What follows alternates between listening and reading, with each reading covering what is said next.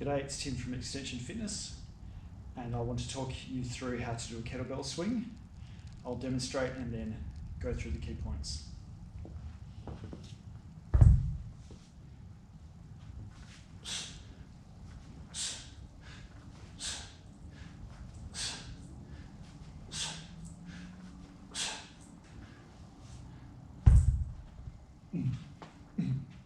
So with a kettlebell swing, you're generating a lot of force through the muscles that surround your hip. And in order to do that, you're going to do what's called a hip hinge. So you're driving your pelvis backwards, creating a hinge. So there's one edge here, and the pivot point being your hip joints. So you sink down and then you drive up hard. And you transfer the force from your legs into your arms to raise the weight up. And then it's going to fall down.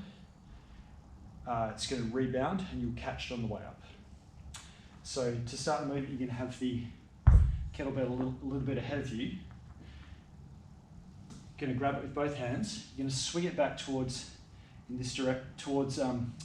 between your legs, and that's going to it's going to generate a stretch through your leg muscles and your hip muscles, and also that way it's going to start to want to swing back after it's reached the peak of its swing, of its back swing.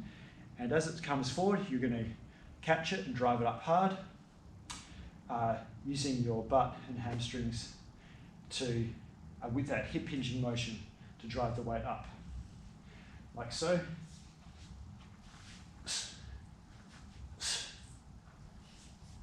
And you're going to drive it up hard, exploding hard out of the ground, pushing into the ground, with a small amount of bending and straightening in your knees, but a large amount of hinging at the hips. That's where all the power comes from.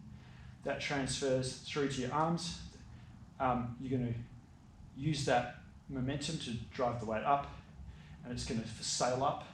And then you kind of have a bit of a relaxation phase out here, where it floats up, and then it will start to fall down. And you're going to follow it down, guide it down back, through your legs, and reverse the movement. Now, if you're pushing really hard, it might still be sailing up beyond this horizontal level. And if that's the case, you're just going to decelerate it so you get to that point. Now, another important thing to remember is with this movement is you're not driving it up so much. You're not pushing the weight up into the sky. You're throwing it forwards in front of you, and then you're restraining it and pulling it back down. So throwing it forwards, catching it and pulling it back in.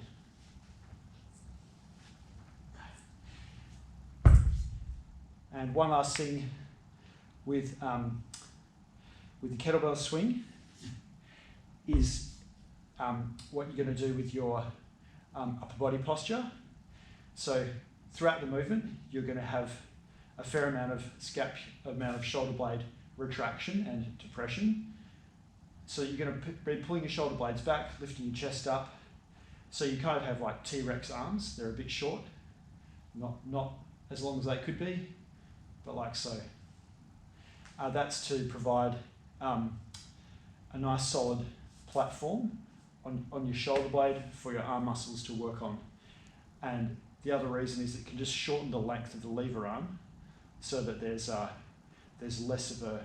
less torque going through your lower back and your hips as you do the movement. And it's not so important when the weights are low, but as you get to higher weight, it's a good practice to keep that lever arm fairly short. I tell a lie, one last thing, because you're going to have those T-Rex arms, that generally means that the kettlebell is not going to travel too far down towards the ground. So for most people, it's going to be traveling between your knees, maybe a bit higher. So not like this.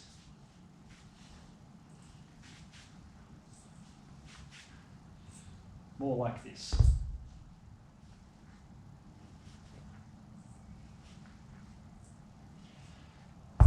So I hope that's some useful info for you. This movement takes a bit of getting used to. It's not for people who are new to strength training, you want to have established got some training under your belt before you attempt this. There is a potential for back injury, but if you do have a bit of training under your belt and you want to try something fun and different, this can be a really beneficial exercise. I think in particular it's useful for runners to learn how to stand up tall in their hips, especially as they fatigue. You can tend to want to sink down. This helps you to get a feel for what it's like to run tall in your hips. That's it from me. Good night.